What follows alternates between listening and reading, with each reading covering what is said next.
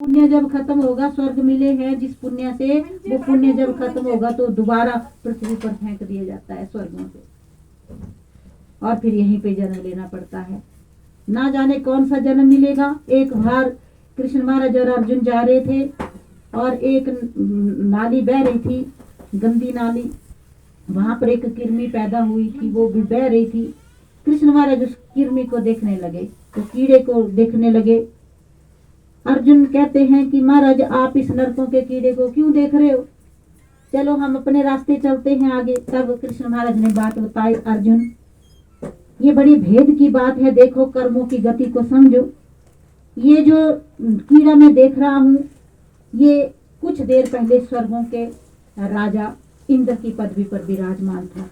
इतने पुण्य कर्म इसने किए थे, लेकिन इसके बाद वाला जो उसका संचित कर्मों का ढेर, जैसे हमने लाख कोयले अपने खाते में डाले हैं, एक हीरा डाल दिया, जब हमारे हाथ में हीरा आया तब तो हीरों का सुख भोग लिया। हीरा खर्च के जब समाप्त हो गया तो हाथ में क्या आएगा, फिर कोयला ही आएगा।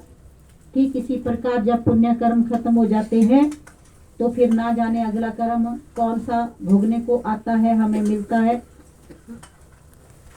पाप कर्म, इसका आ गया और इसको मनुष्य जन्म भी ना मिल पाया और ये नरकों का कीड़ा बन गया।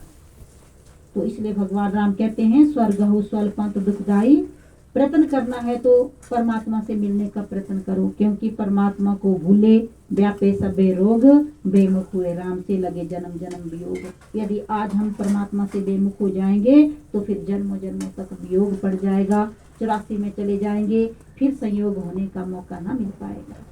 संयोग होने का मौका अभी मिला है हमें, और उस संयोग को कौन करवाता है, संत सतगुरु करवाते हैं। उसके सिवाय कोई दूसरा रास्ता नहीं जो हमारा मेल परमात्मा से करवा सके। वो ऐसे लाइनमैन है, हमारी संसार में फैली हुई तार को कहाँ जोड़ देते हैं, परमात्मा के चरणों से जोड़ देते हैं, फिर हमारे अंदर वो लाइट आती है। क्योंकि जब तक लाइट ना आएगी माया रूपी अंधकार कभी समाप्त नहीं हो सकता, और जब तक माया रूपी अंधकार समाप्त नहीं होता हमें अच्छे बुरे की पहचान नहीं लगती। तो इसलिए गुरु महाराज जी के शान में लिखा है, यूं तो दर हैं जमाने में लाखों, इसलिए ये दर सबसे श्रेष्ठ है। यूं तो दर हैं जमाने में लाखों, तेरे दर के बराबर नहीं है, सतगुरु दर के बराबर नहीं है, गुरु दर के बराबर नहीं है। अपने दर पे किसी को बुलाना, ये तो राजी है तेरी रजा से। उस परमात्मा की कृपा है तभी हम इसके दर में पहुंचे हैं।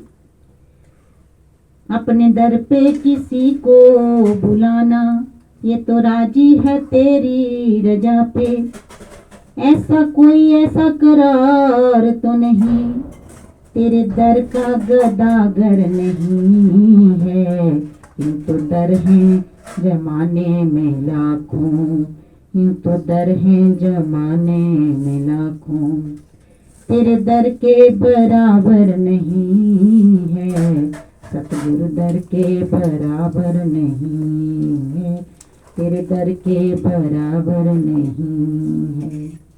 तो ऐसा कोई भी प्रमाण नहीं है यहाँ पे कि जो इस दरबार का भिखारी नहीं। कहने का मतलब है सब इस दरबार के भिखारी हैं, राजा महाराजा